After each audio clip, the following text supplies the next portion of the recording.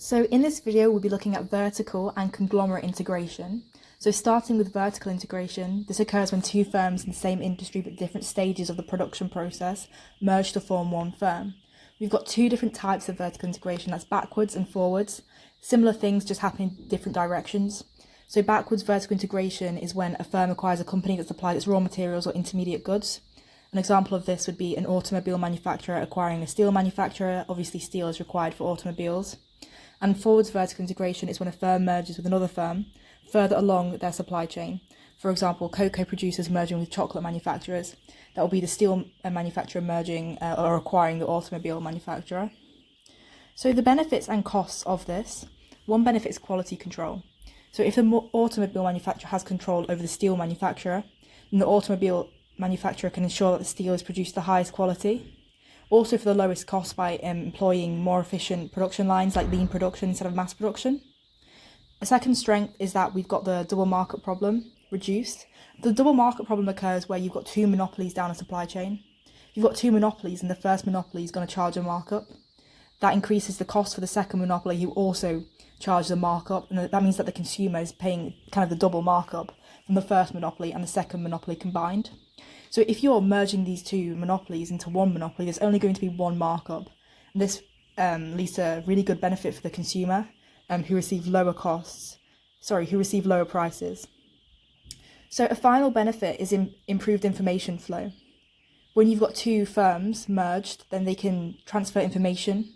So the automobile manufacturer can inform the steel producer of how much steel it needs. This means that the steel producer can produce the correct amount of steel and maybe not produce too much or too little steel. Again, this improves efficiency and reduces wastage. This is especially important with perishable goods. Steel isn't perishable, so maybe a better example would be cocoa.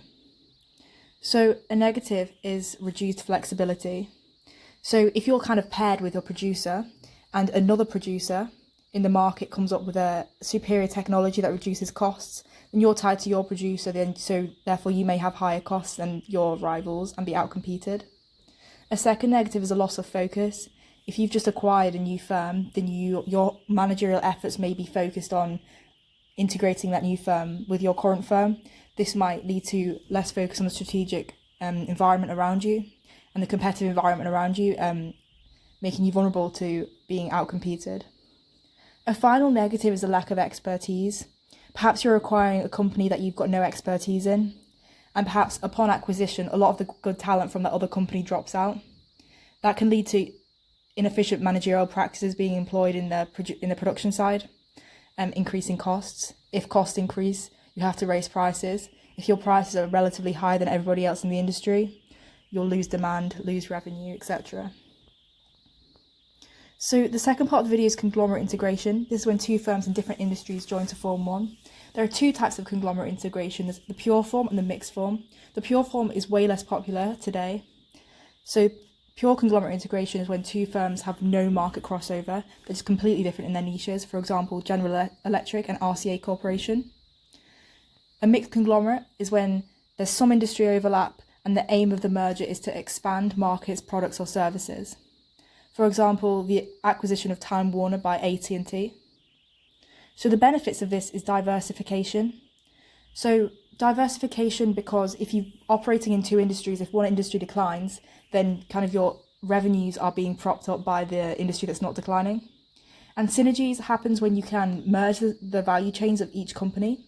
If you can merge the value chains of each company, then maybe there are similar production processes and therefore you can reduce costs by producing different products with the same technologies. Secondly, cross-selling. So maybe you can use one product to advertise another.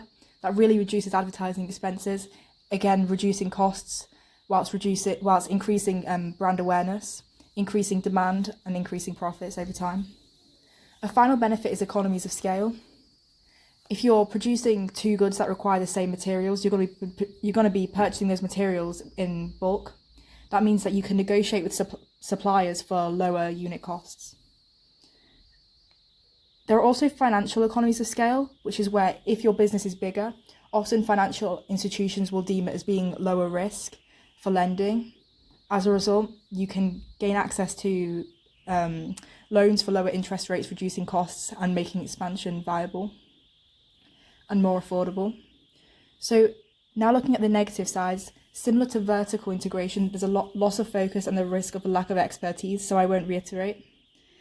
And third, there's diseconomies of scale. Again, if you're producing so much, this can cause inefficiencies in the production process. For example, you might have increased layers of management. This can make reacting to environmental jolts or changes in the market environment very slow, and it means that you may be overtaken by more nimble and agile firms. Finally, there's the risk of impairing your brand image.